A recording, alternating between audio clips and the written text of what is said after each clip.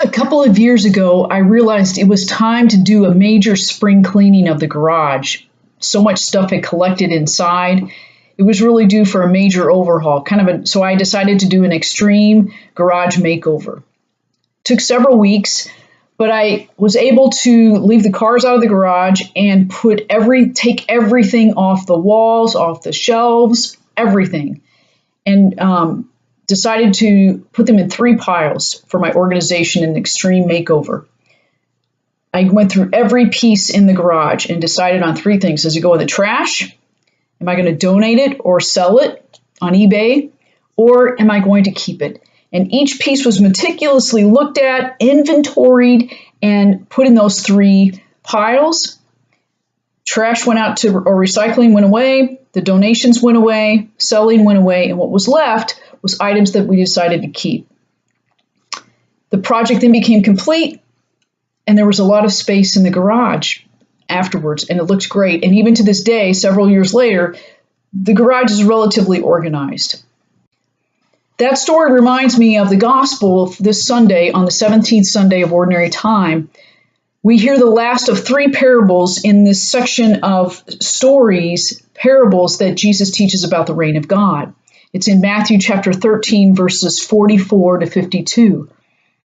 The last of the 3 parables that we hear is the parable of the reign of God is like a fisherman or fisherwoman who casts a net into the sea and pulls the drag net in and takes the fish, picks it up, this net that's overflowing with abundance, and meticulously goes through, sits down, puts the good ones in a bucket, and lets go of the bad ones.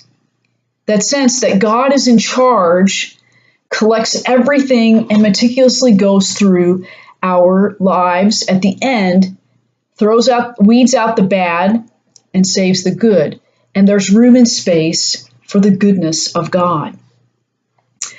The other 2 parables are earlier about a treasure. The kingdom of heaven or the reign of God is like a treasure buried in a field that someone finds, and out of joy they go and sell everything they have to have that treasure. Or a merchant searching for this fine pearl, this beautiful jewel.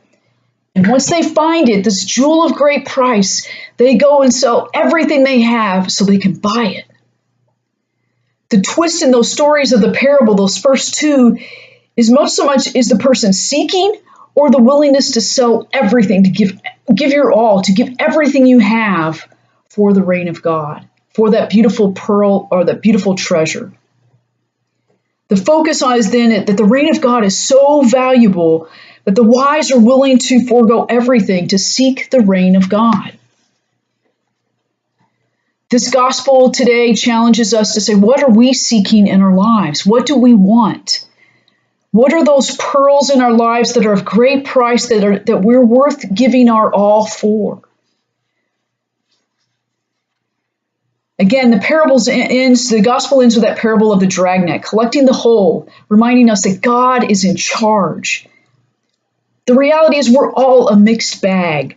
We're loved sinners in a community of life that gets messy, has good and bad, the ebb and flow, ups and downs. We're encouraged to practice patience and tolerance of one another in the midst of living this life, because a community is not all good, it's not all bad, it's a mix of everything. And how we love one another, is it that pearl of seeking that pearl of great price in the midst of a community, in the midst of this mixed bag of life? What are we willing to give all to?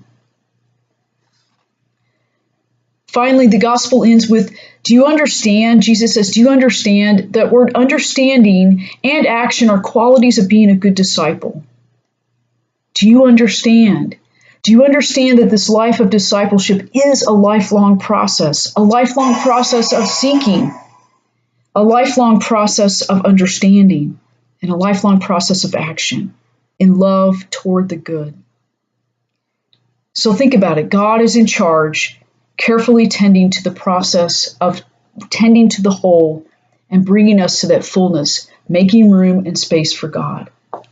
Let us live that life of goodness this week and seeking out the whole pearl of great price with God.